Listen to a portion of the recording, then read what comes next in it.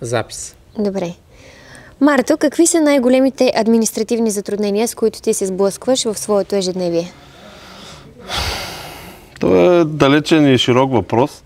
По принцип всички земеделци усещаме държавната любов. Аз по-скоро ще кажа 3 неща, които не че най-много ме дразнят, но за мен са безмислени. Първо е така наречените анкетни карти. Това е нещо, което по някакъв начин олицетворява това, което ще засееш.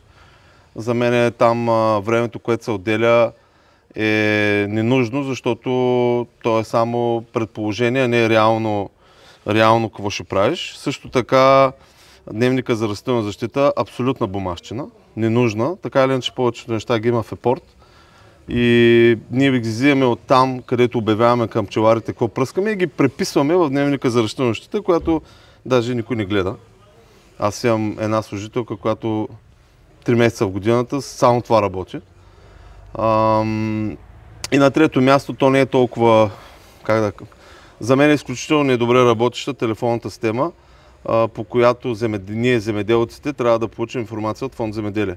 След всеки превод на каквато и да е субсидия, ако нещо не ти излиза, трябва да получим информация, след което започва едно звънене на един телефон, национален, където масово не вдигат или като дигнат, не ме знаят как ще отговорят. За мен, ако може бързо да се дават отговори, да не се чака, самите земеделци ще знаят защо са отразнени и защо има разлика. Като един практик, какви са конкретните промени, които би искал да се извършат, касаещи Министерството на земеделието и Фонд Земеделие? По тези точки, може би, но ако има и нещо друго, с което искаш да допълниш. Общата фраза е да се намали бюрокрацията. Не знам доколко е възможно. Но винаги в някаква степен би трябвало да приемаме държавата не като враг. Ти видя преди малко, ние имаме в момента инспекция от Държавен фонд Земеделие.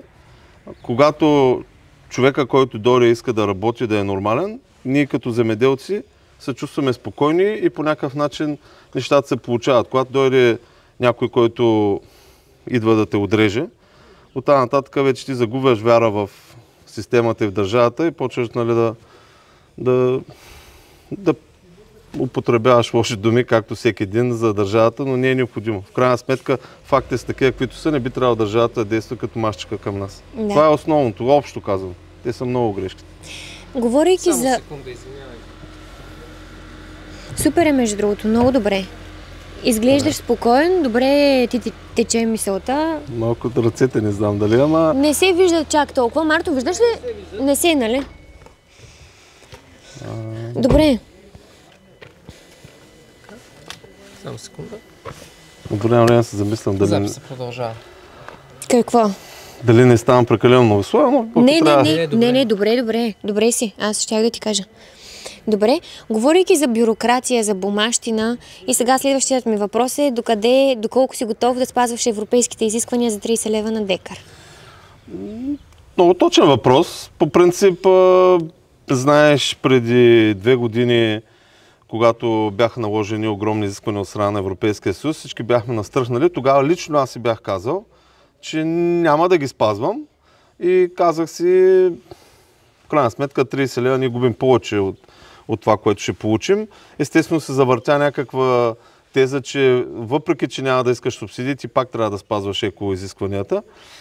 Лично за мене, в момента както са нещата, след протестите и след корекцията от страна на Брюксел, нещата са приемливи. По тези основни неща, които най-много ни тормозиха за оране по баири, да няма и такива неща, реално сега отпаднаха.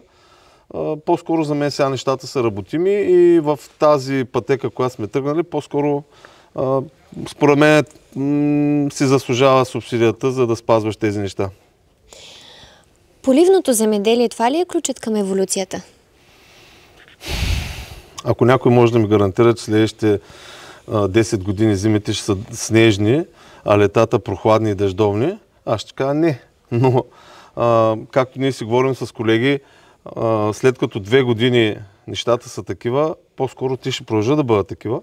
Затова то от само себе си идва момента, че явно спасението ще бъде основно, ако може да се полива, или трябва да се премине на култури, които ги гледат в Сахара, но предполагаме, че особено примерно както са при нас нещата и има вода, това е нормалната крачка.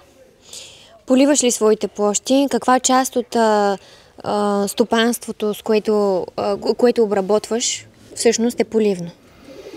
И какъв метод? Ние гледаме 20 000 декара. Аз мога да поливам 5 000 декара от тях, защото ние имаме река и 2 язовира. За да не го правя, основните причини са две. Първо, липсата на работна ръка по време на поливния сезон. Защото се оказва, че примерно от май до август месец никой не му се идва да работи на 40 градуса жега с голяма влажност в царевицата, скоби в тръстиката. Затова ние в момента поливаме примерно 1500 декара само, не заради проблема с водата, заради работната ръка. Опитваме се в момента да оправим този проблем. Не знам дали сега трябва да го кажа, но опитваме се имаме вече 10 кандидати, които ще дойдат до година от Азербайджан, Узбекистан и Киргизстан, защото хората там са свикнали на жега и са готови да работят за заплата, която тук на местните лиглювци не им харесва. Затова ако решим този проблем с хора от чужбина, ако си вземе още машини, според мен ще разширим площите поне на 3-4 хиляди декара. Добре върви, само се клатиш доста. Добре. Иначе в смисъл много добре отговаряш, наистина добре върви интервюто. Ако искаш леко, си застани така, краката да си на разстояние равно на менете. Друго, което ще ти кажа, примерно аз иска за киргизстанци да кажа, но не знам дали ще ми зададеш следващ въпрос такъв. По-добре, където си го ми дойде, да си го кажа, защото после не се знае как ще да е. Така. Давай. Това е, което исках да кажа, че ние планираме тази година да вземем още машини и да си вкараме хора от чужбина, за да може да увеличим площите на, нека да кажем, 4000 декара. Като там има и други проблеми, които след малко ще ги кажем, са свързани с напоителни системи и басейнова дирекция. Би ли кандидатствал по мярка 4.1 за напояване? Лично аз няма да кандидатствам по 4.1, защото в момента сме процедура, кандидатстваме по течащия прием. За съжаление, като гледам какви са условията от гледна точка на документация, която се изисква, много хора може би няма да го направят. Аз мога да кажа това, което в момента при нас се случва. Ние за да кандидатстваме, за да изкупим машини за напояване, ни трябва, освен да се в прословутия списък, който е за поливните площи от 2007 година, който е абсурден. Ние сме там, освен това ни трябва разрешение, уведомление за становище за водоползване от басейнова, от напоителни системи, които са абсурдна организация. Нямат специалисти, не знаят какво правят. Така че за басейнова даже не си помисляме, защото там е още тъй като при нас има река Камчия, която зависим от басейнова, имаме язовири, където зависим от напоителни.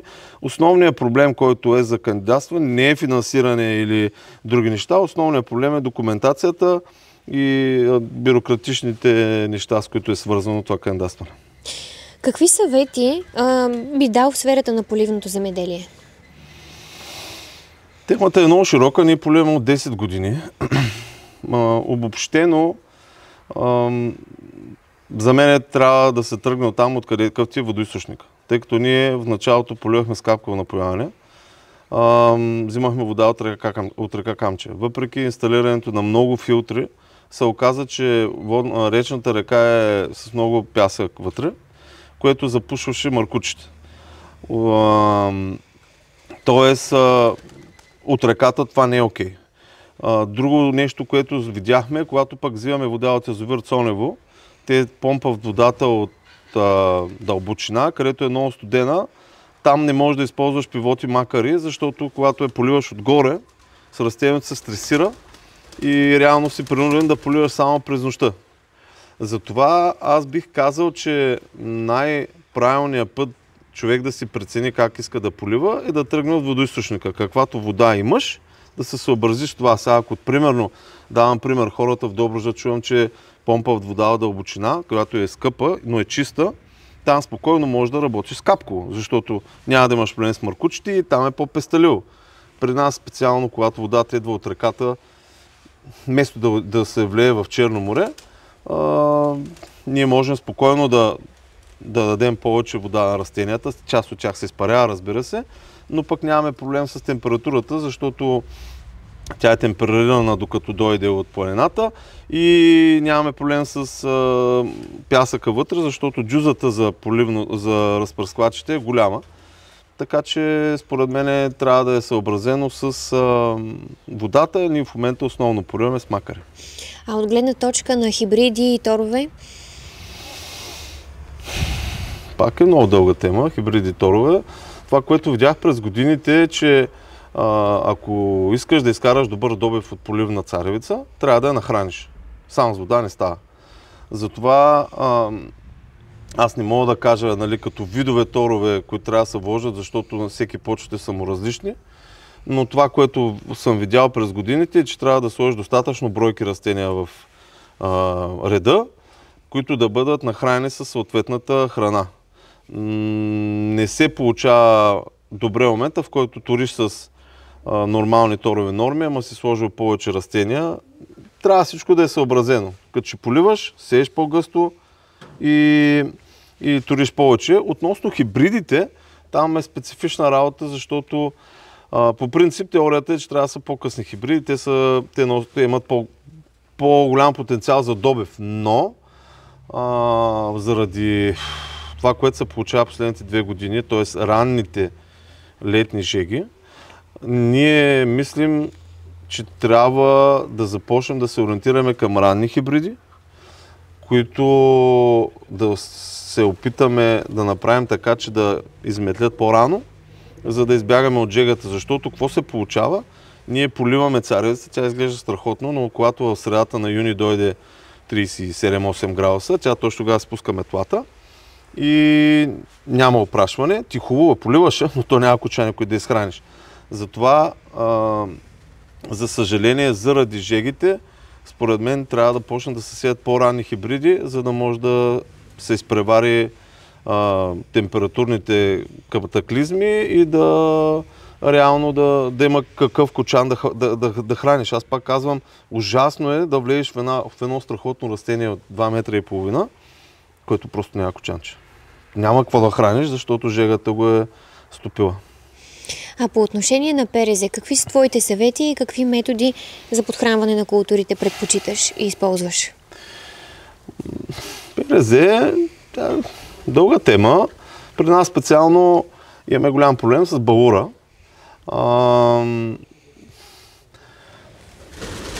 Той расте на няколко пъти, особено на места, където са покрай реката. Там го има много.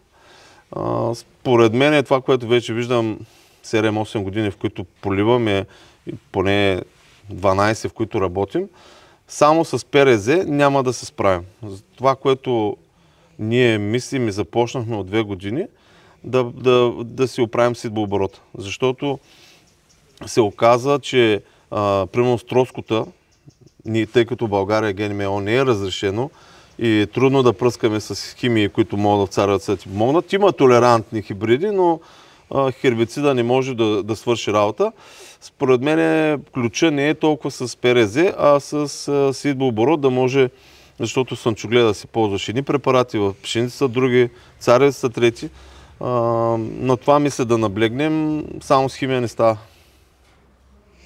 Добре, говорим генерално за поливането като една неистова нужда за фермерите, обаче в България не поливат много фермери. Каква е причината и къде са проблемите?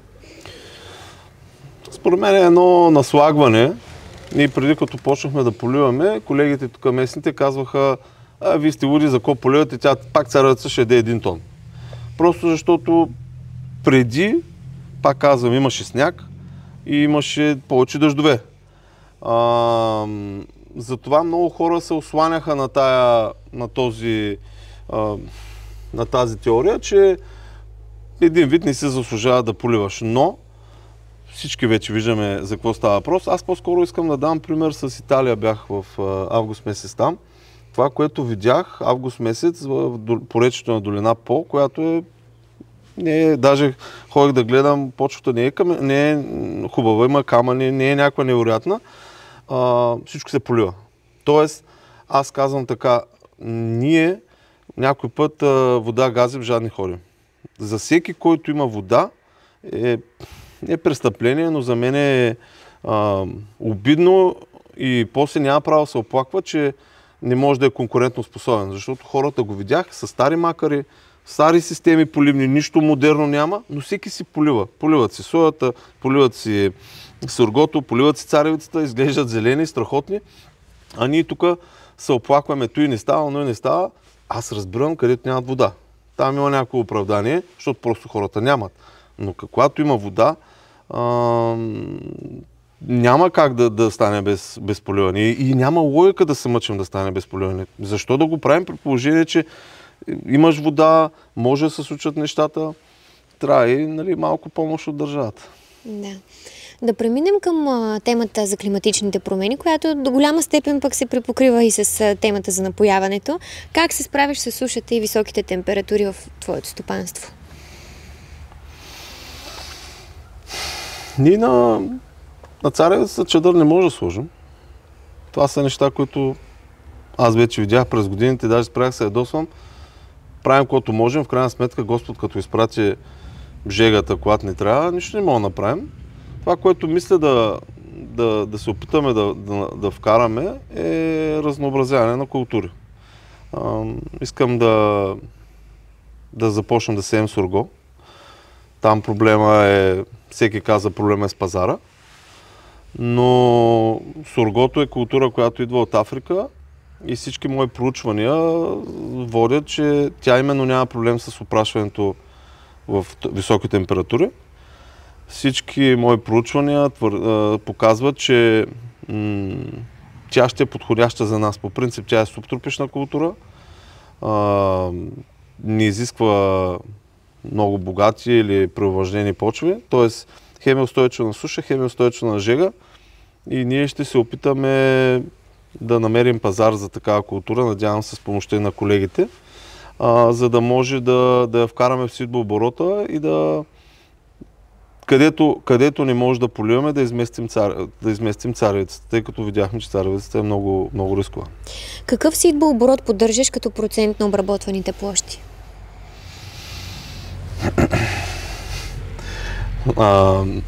Смея се, защото, знаете, Европейския съюз се опита да не наложи сидбооборот. До сега есениците ми бяха 30%. Слънчогледа преобладаваше. Сега мислим есениците, пшениците, чемик да станат 50%. И слънчогледа примерно да е 25%, останалото да е сурго или царевица. Пак казвам, в никакъв случай царевица не е на поливно. Ако може сурго да засееме, също мисля за картофи. Кога предпочиташ да сееш есенните и пролетните култури и защо? Каква дълбочина, брой семена на декар? Пак сложен въпрос. Аз, когато почнах да се занимавам с земеделие, си викам, това е нещо много просто. Ще го научиш, но се оказа, че толкова е сложна тематиката и толкова много фактори зависят, че трудно се каже с някои думи. Южна България сеят рано. Ние винаги си казваме, хубаво, те сеят рано, ние що сеем късно. Зависи от почвата. Значи около река Камчия, така наречените пясъчни места, стоят много студени. И аз там не мога да си позволя или със свито сърце сея рано.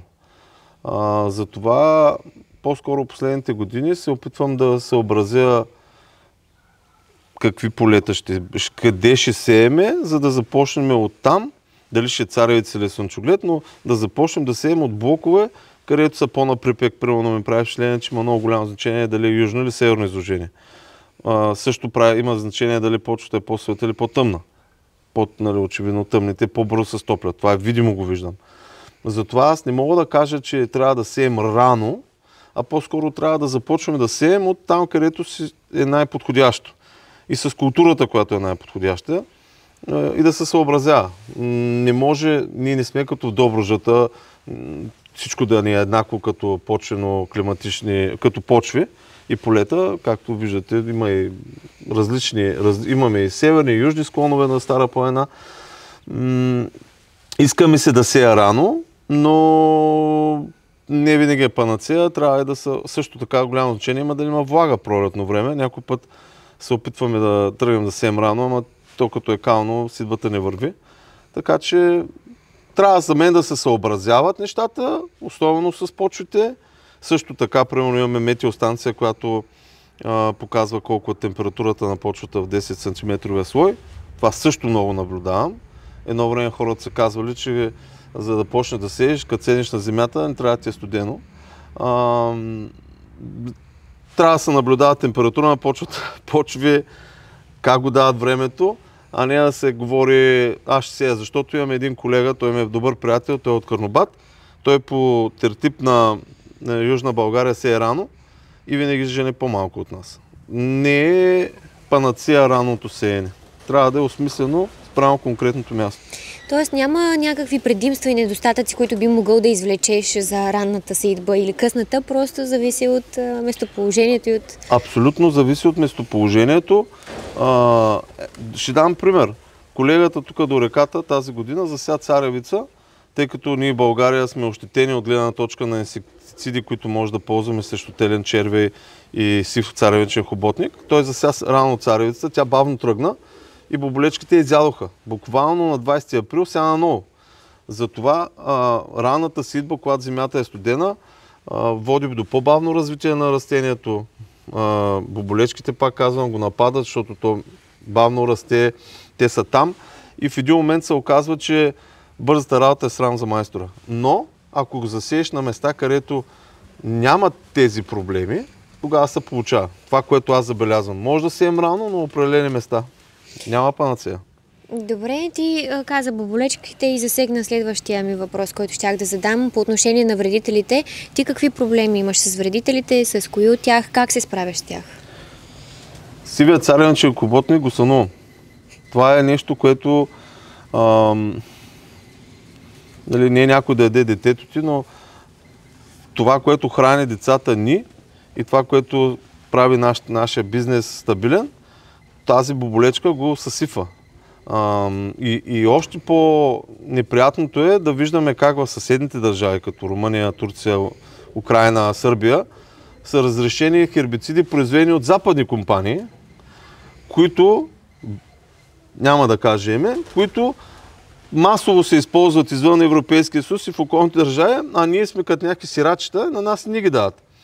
И в един момент пак казвам, ти сееш, отиваш и виждаш как едни 3-4 малки боболечки ти унищожават посевите. После почваш да пръскаш с друга химия, която е законна, за да компенсираш, но то реално не се получава, защото ти си му изтървал фазата, отделно тези боболечки могат да ги фанеш точно в определен период на деня и реално ние много повече тровим земята от това, което ще направим с тези инсектициди.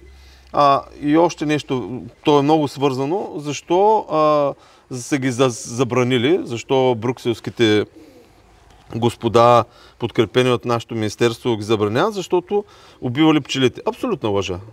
Значи при нас в нашата община няма нито един пчелар, има доста, който да е казал, имаме или сте имали проблеми с тези обеззаразители, проблемите идват от рапицата. Когато нямаме рапица, пчелите са здрави.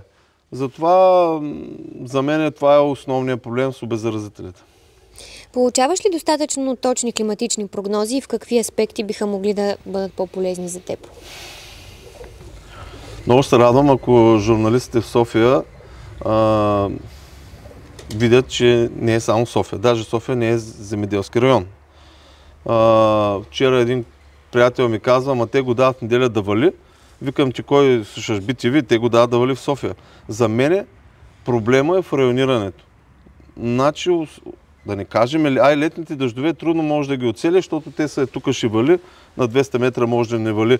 Но генерално да излязат по телевизиите и да кажат в източна България, в западна България, но то няма нищо общо.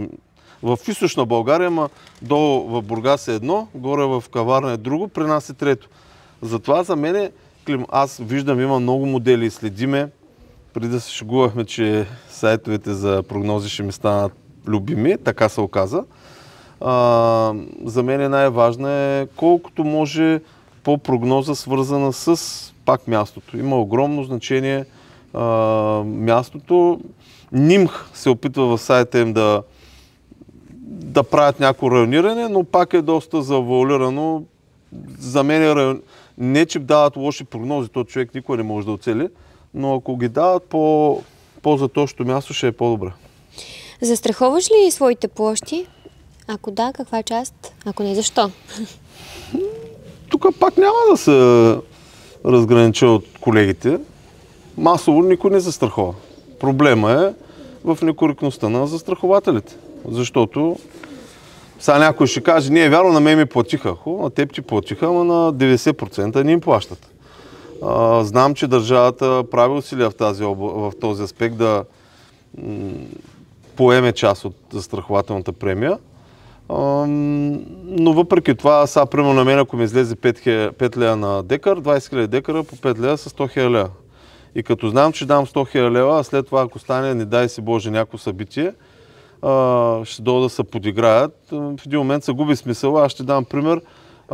Примерно, ние гледахме Пепер преди и те казват, че поеме рис за слана след Гергьовден. Но то след Гергьовден няма слана. То е важното да приемеш риска от слана при това. Тоест, те така правят условията, че реално трябва да падне небето, всичко невероятни неща и пак ще платят нещо, което да ти покрие някакви основни разходи. За мене, тук искам да отворя една скоба по тази линия, за мене, знам, че няма да е лесно, но американците не са глупави. За мен трябва да се въведат застраховки, както е в Щатите. Това са застраховки за добив и за цена. Имат си тяхна си агенция по земеделието, която прави проучване последните 5 години в областта на община Дългопол, област Варна. Добива на царевица е 600 кг, среден. Ако дойде суша, както беше тази година и добива е 200 кг, те плащат разликата. Също е в цената. Изследват. За България цената средно за последните 5 години е била 300 лева.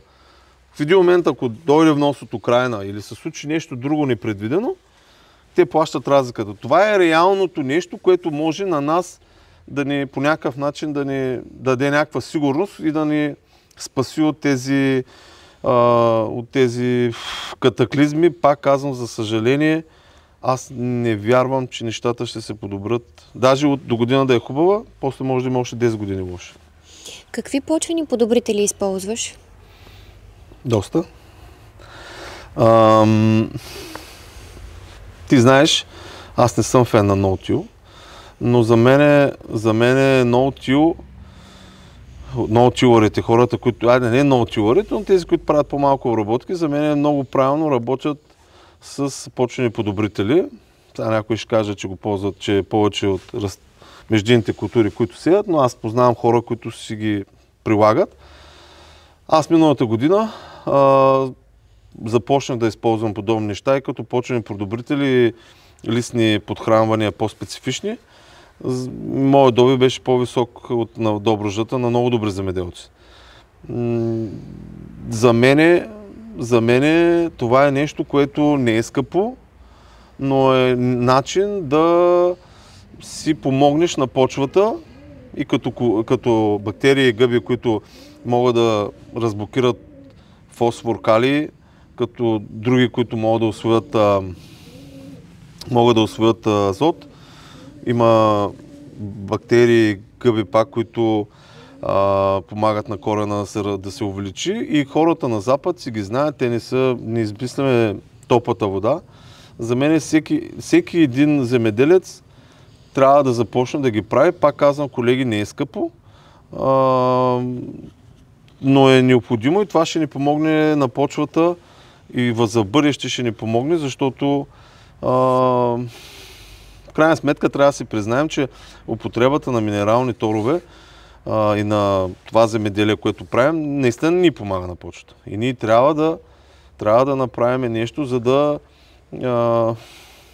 на болния да му помогнем. Аз не казвам, че ние нямаме черви в почвата, не казвам, че ние умрява като на американците, но не трябва да стане такава, за да кажем, не, аз сега трябва да спомагам на почвата. И другото нещо, което правиме, е използването на гранулица в птичи тор. Ходихме в Италия, преди години купихме си, туряхме.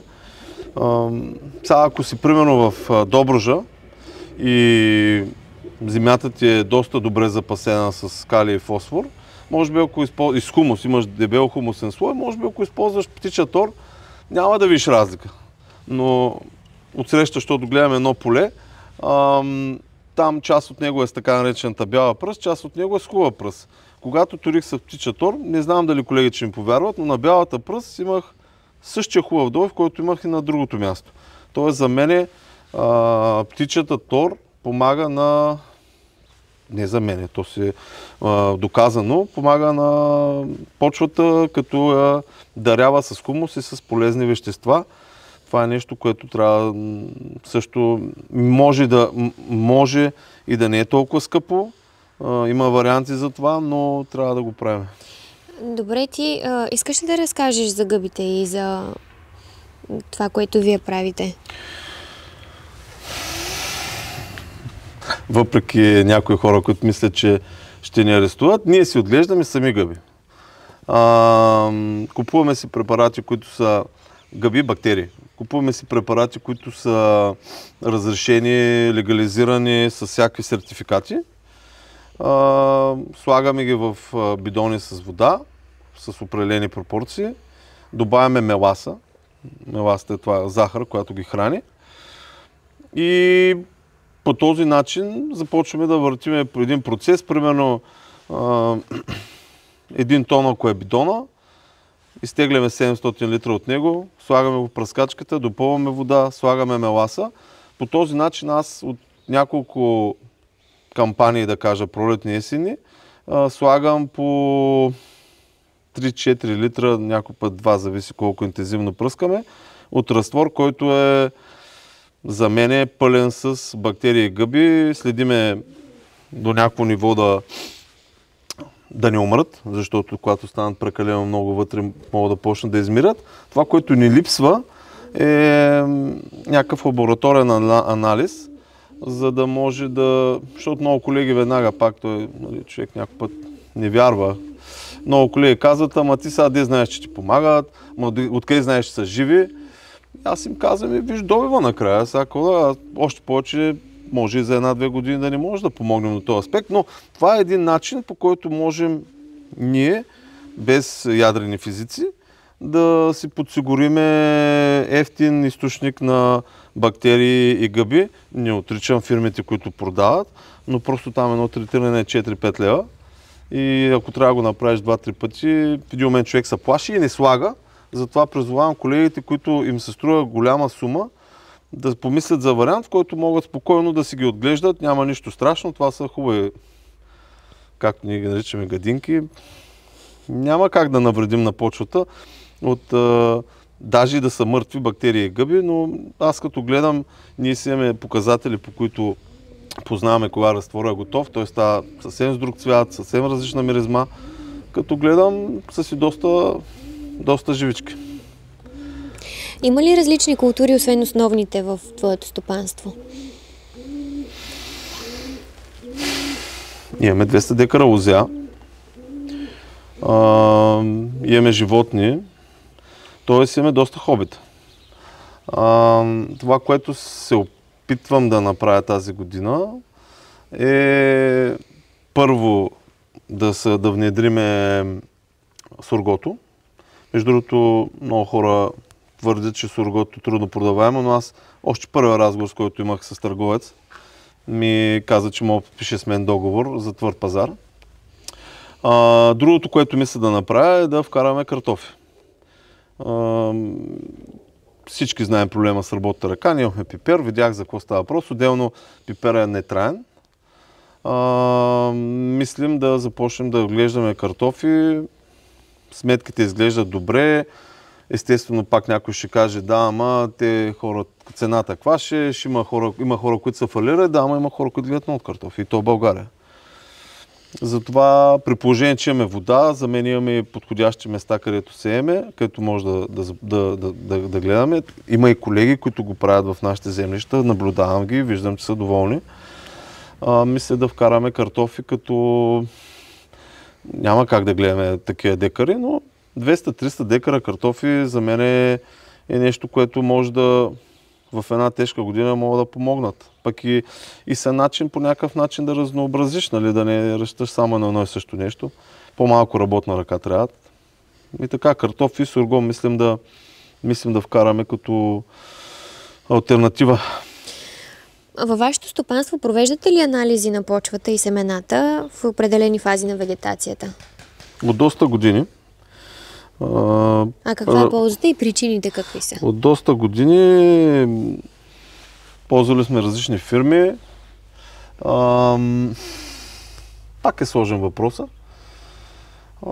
По принцип, основното това, което исках аз да видя, защото ти в един момент горе-долу си виждаш какви са ти почвите като хумусен състав, като фосфор, калий, Първо за мен е важно много pH-то, защото съобразно pH-то се използват различни видове торове. Второ, при нас има, пак казвам, от черни до канелени горски, през алувиални, бяла пръст, черен пясък, всякакви неща. Аз лично го ползвам това. Даже преди 2 години ме канеха на една презентация на фирма за торове да им покажа изследванията, защото хората казват, там се тръгва. Няма смисъл да те лекувам с нещо, като ти знам каква ти е болестта. Т.е. ти трябва да разбереш каква ти е почвата, за да знаеш как да й помогнеш. Пак и отделно за pH-то, там даже нали, ти туриш пак с азотен тор, но като си знаеш pH-то какво ти е, азотен тор може да е различен. Оттам вече като си разбереш болките, като си разбереш торенето, идва и с каква сидбена норма ще сееш. Ние от няколко години използваме системи за прецизна сидба, която ти позволяват на точно определени места на нивата да сееш по-гъсто, на други да сееш по-рядко. Затова за мен първо си виждаш каква ти е полето, знаеш какво да туриш, след това познавайки си горе-долу почвите, знаеш и как да си подредиш и семената и това пак е едно, че пестиш семена, второ, че на по-бедната почва, в принцип, може да сееш различен брой семена, макар че и това, нали, защото си говорим опита учи, и това искам да го кажа на колегите, е малко спорен момент. Едни фирми казват, че на бедната почва трябва да сееш повече бройки, други фирми казват, че обратно на богатата почва трябва да сееш с повече бройки, защото там усвояването, тъй като е по-богата почва, имаш по-голям добив и всяка година изваждаш повече полезни вещества, там пък трябва, нали, торението да е различно, бройките са различни и затова трябва човек за себе си да си осмисли какво иска да направи и ако ще го прави, да го прави, въпреки другите какво му говорят. Пак казвам, когато, нали, последно миналата година си говорихме с човек, който прави проби, казва, добре, ти от това поле вадиш хубав добив, т.е. винаги извличаш полезни неща, ама защото е хубаво, вика, не го туриш. Напротив, ще туриш хубавото поле. Дългогодишни опити в щатите пак показват, че лошата пръст по-хубава няма да я направим. Затова има и теория, че трябва на хубавата пръст да я дадеш, защото бялата пръст, скалата, тя доброжа няма да бъде. Трябва всеки за себе си да си осмисли, но трябва да се мислят и тези неща. Добре, и сега още няколко въпроса последни за пазарите, една много гореща тема.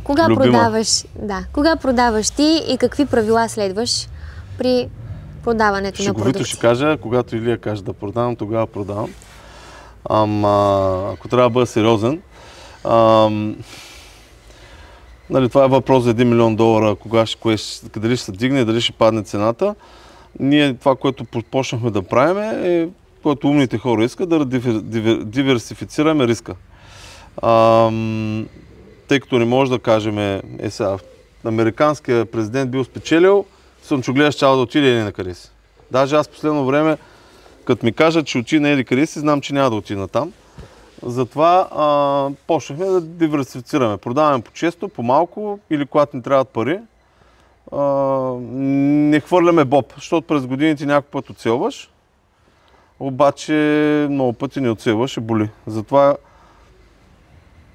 виждаш, че горе-долу цената устроя, продаваш 10-15%, после още 20%, после 30%, накрая правиш една средна цена и горе-долу не таят. Запознат ли си с процесите по затваряне на цени и как се осъществяват сделки на външните пазари? Аз това казах, че Илия ми е ментор. Не съм запознат. В смисъл, чета, живея във Варна, почти съм завършил право. Чета, но то е тото. Ние не можем да... Даже анализи като четеш, тези анализите ти казват каква е фактологията, ама тя почти никога не се случва така, защото ако можеше човек да се базира само на анализите, ще щяхме да продаваме само по точното време.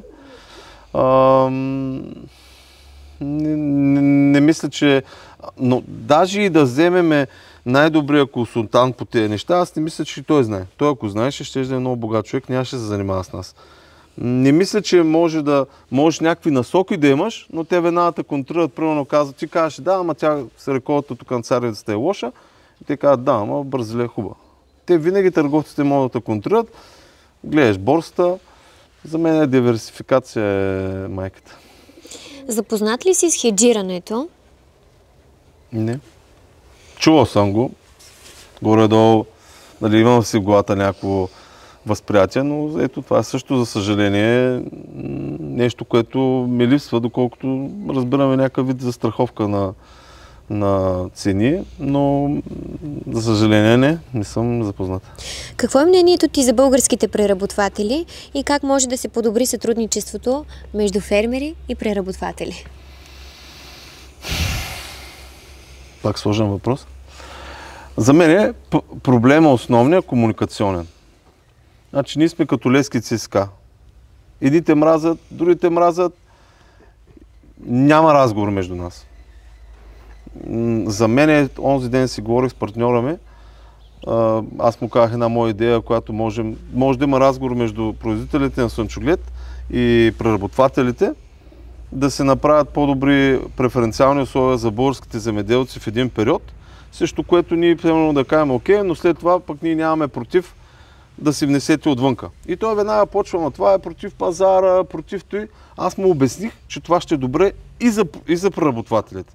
Тоест, за мен големия проблем е липсата на разговор. Трябва наши представители на бранша да седнат с техни представители на бранша и да се търси общо полезно решение, защото и тя ги разбирам. Те казват, ама ние сме поставени в трудна ситуация, пазара на маслото, но има в крайна сметка и те губят от това нещо, защото те не знаят какво да правят. Ако знаят, ще могат да си купят суровина на тази цена, ние сме доволни, защото ще вземем малко по-добра цена, те ще са доволни и ще си направят сметка. А сега така, ние ги мразим, те казват, ма вие сте алчни и не се получават нещата. При търговците, вече износителите, там те зависят. Пак казвам, според мен трябва да се работи на ниво комуникация. Да може, примерно, да има някакъв канал, по който търговците да дойдат да кажат, колеги, сега момента дайте да затворим цена, после ще е трудно. А ние си викаме, те ли ще ми обясняват, после стане трудно, ма що няма цена? Ами няма цена, защото ние не сме знаели в точния момент. Трябва да се работи по това да има комуникация между двете страни. Добре, и последен въпрос по отношение на обединяването. Смяташ ли, че е възможно обединение на зърнопроизводители с цел директни пазари или преработка на продукцията? Всеки знае мантрата, че българите не може да се сдружаваме. Но пък в крайна сметка по-голям от хляба няма. И когато са трудни години, вместо да се опитваш да се спасиш сам, може да помислиш за начин, по който да си продадеш стоката по-скъпо. За мен е въпрос на желание от наша страна, на разговори на махане на табутата. Някой път, като се говоря с колеги, казват, той няма да стане. То няма да стане, защото ти не си пробвал. Ето ще дам пример с сургото. Всеки казва, няма пазар за сурго. Няма пазар за сурго, защото няма достатъчно количество сурго. Ако имаш количество сурго, ще дойде един търговец, ще каже, момчета, аз ще ви купя 50 000 тона сурго, ще го продам при арабите да си хранят животните. Ние сме доволни, той ще е доволен.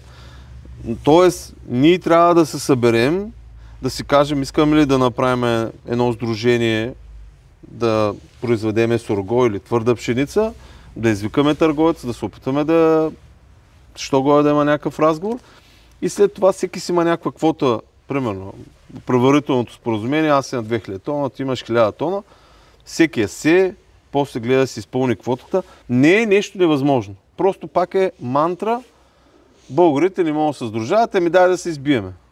Аз не казвам, че ще отидем на нивото на Франция и на Италия, но пък въобще да няма никакъв разговор и всеки да е хвърлен в блатото и да му кажеш спасявай се, но в крайна сметка аз като гледаме колегите, сме нормални хора. Стига да се тръгне в тая посока, да има разговор, може да не се разберем да изнасяме сурго, може да се разберем да изнесем твърда пшеница, картофи, да си купим тор. Не е за мен е невъзможно. Защо да не може да си запазим цена в завода за амониев нитрат? Защо да не може да си запазим цена след един разговор, кой колко тор ще му трябва? Въпрос на желание, необходимост и не е винаги да казваме, ама те чужбина са по-умни. Не са по-умни. Просто правят простите неща, както казах и в Италия. Те не са по-добри земеделци, просто имат вода и поливат. Добре. С една дума. Каква е следващата селскостопанска революция? Смела. Добре.